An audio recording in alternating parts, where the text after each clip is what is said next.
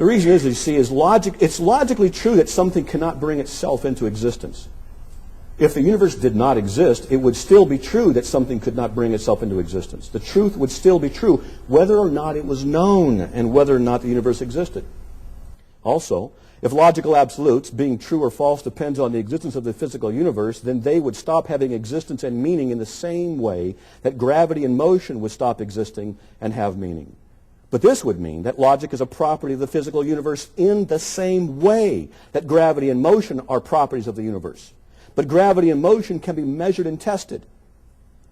Not so with logic. In fact, no test can be developed to measure, weigh, or photograph logic. This would mean that logic is not a property of the physical universe, as are gravity and motion. Therefore, it cannot be said that it would cease to be true if the universe ceased to exist. A seventh explanation I've heard is that trying to ask someone to demonstrate God's existence, that using the existence of logic to demonstrate God's existence is nothing more than a word game. All right? If it's a word game, show me how it's a word game. Show me where it's logically incorrect. But atheists, when I ask them to do that, they don't demonstrate how it's a word game, whatever that means, incidentally. And they have yet to demonstrate to me how the argument is false, so I can't accept that as a refutation.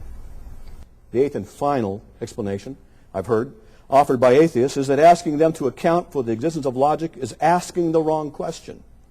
Okay? Why is it the wrong question? Give a logical reason why it is not right to ask an atheist to give account for the existence of logic and the logical absolutes. Tell me why. Just saying it is wrong doesn't make it so. I would not expect an atheist to accept me saying, asking me to prove that God exists is the wrong question. He or she would be right in asking me why it is the wrong question. As I said before, if there are other explanations that I have not listed here, perhaps Mr. Kagan would be glad to offer them for me, and then we could cross-examine them later. But before my time is up, I'd like to also try and show that the existence of logic and logical absolutes shows that there is a God. Also, please notice that I'm not first assuming that God exists. I'm first approaching the issue of logic and then concluding that God exists. First, the laws of logic are conceptual by nature. They occur in the mind. The laws of logic are concepts. They cannot be frozen, weighed, measured, photographed, any more than love and humility can be frozen, weighed, measured, or photographed. The laws of logic are not found under rocks or in test tubes. They occur in the mind. They are conceptual. You can think of them. You can write the laws of logic down on paper. You can talk about them and listen to them being discussed in a debate. But you cannot observe the laws of logic occurring in matter. This is because they're conceptual by nature. It's an important point. Second, the laws of logic are absolute. This means that they don't stop being true if we disagree with them. It means their absoluteness is not dependent upon our wants, our brain chemistry, popular vote, how big the universe is, or how hot or cold something is. They're absolute. They don't change. Otherwise, logic would not be dependable and consistent with itself and with reality, and we would have no way of being rational and judging the arguments in this debate. Third, the laws of logic are transcendent. Logic transcends space and time. This means that if you were to go to any particular direction and reach the end of the physical universe, logical absolutes don't stop being true because of where you are. If you were to travel back to the beginning of the universe or move 1 trillion years into the future, they don't stop being true because of when you are. At least no one's yet demonstrated that they stop being true. Now, I have a question. Is it logical to conclude that if there's a concept, there must also be a mind? Seems reasonable to me. Concepts reside in the mind and thoughts reflect the mind.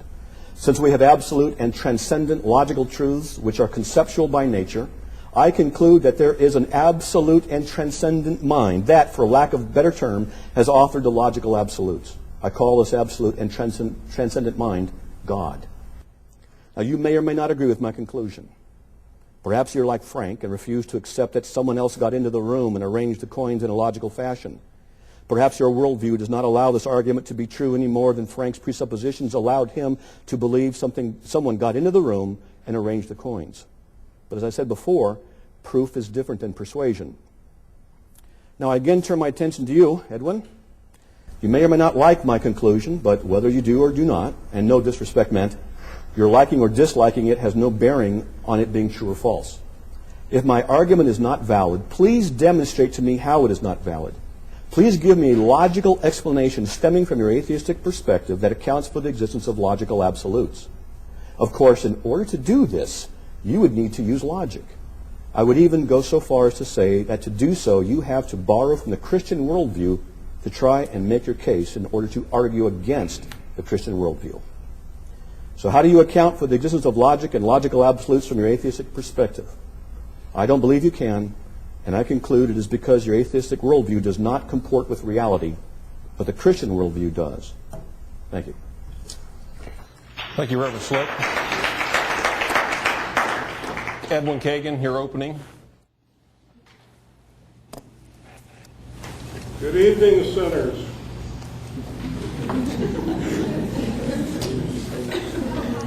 I am Edwin Kagan, and I am an atheist, and I think I'm somewhat overdressed for this audience.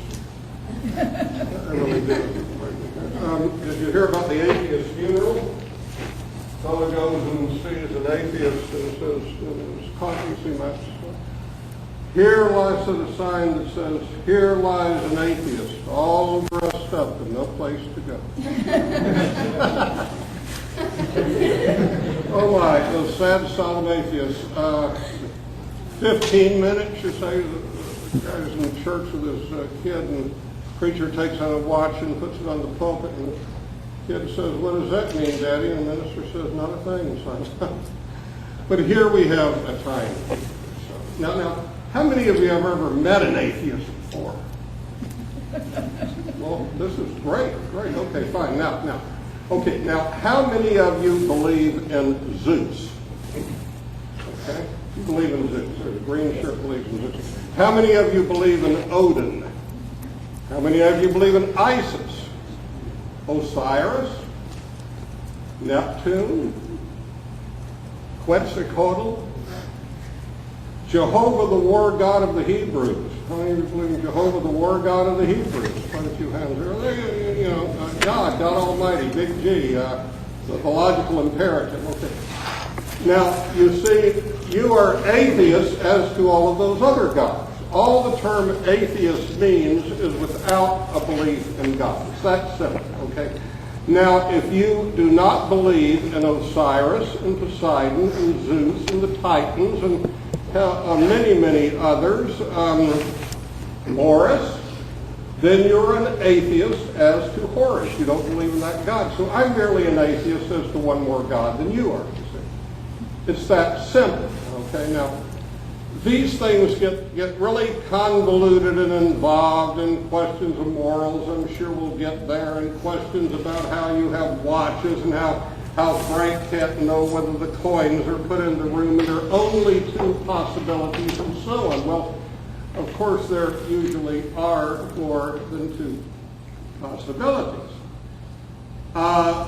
The thing you need to understand about debate and about proofs and arguments and discussions like this is I don't have to prove a thing.